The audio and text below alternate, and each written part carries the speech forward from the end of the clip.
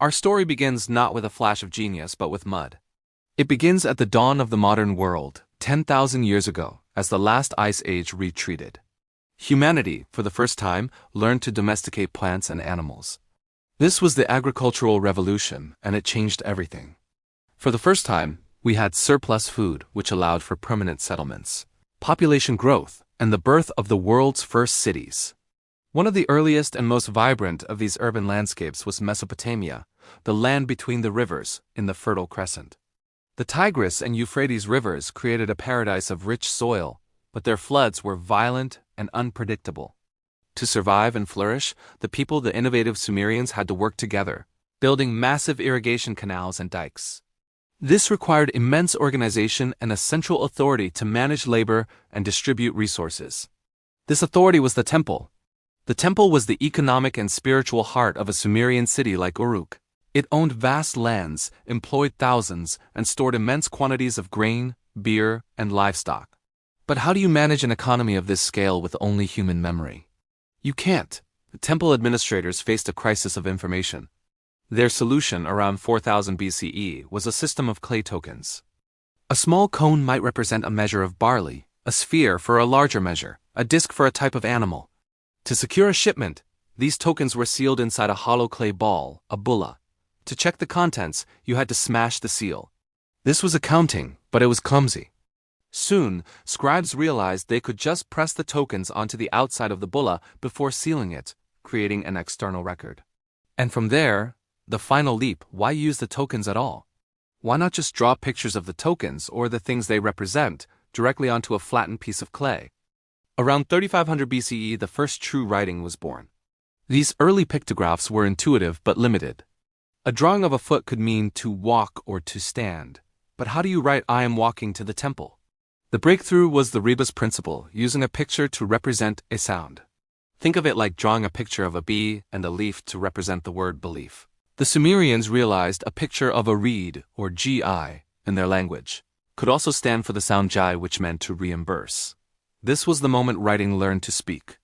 The medium itself, wet clay and a reed stylus, drove the script's evolution. Drawing curves in clay is slow and messy. It was far faster to press the corner of the reed into the clay, creating clean, wedge-shaped marks.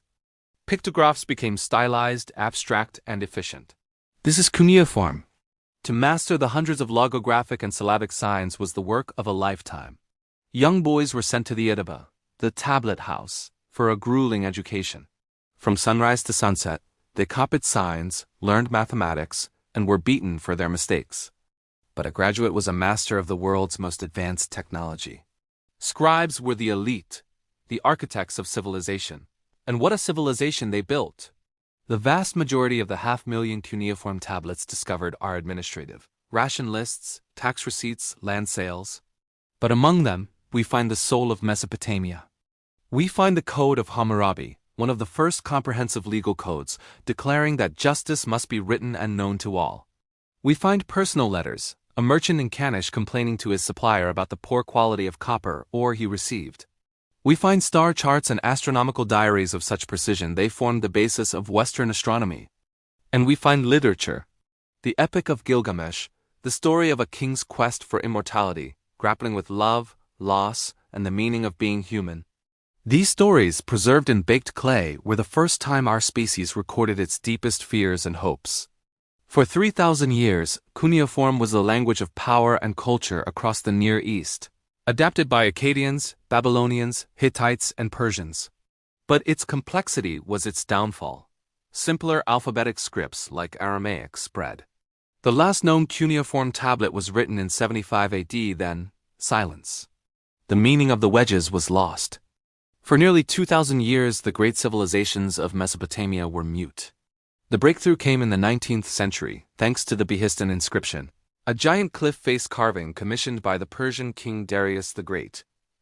It proclaimed his victory in 3 languages, all written in cuneiform: Old Persian, Elamite, and Babylonian. By first deciphering the simpler Old Persian, scholars, most notably Henry Rawlinson, finally unlocked the key to the others. The library of Ashurbanipal, the laws of Hammurabi, the letters of the Amarna pharaohs, the entire lost world of the ancient Near East was rediscovered. All thanks to a revolution that began with a simple piece of clay.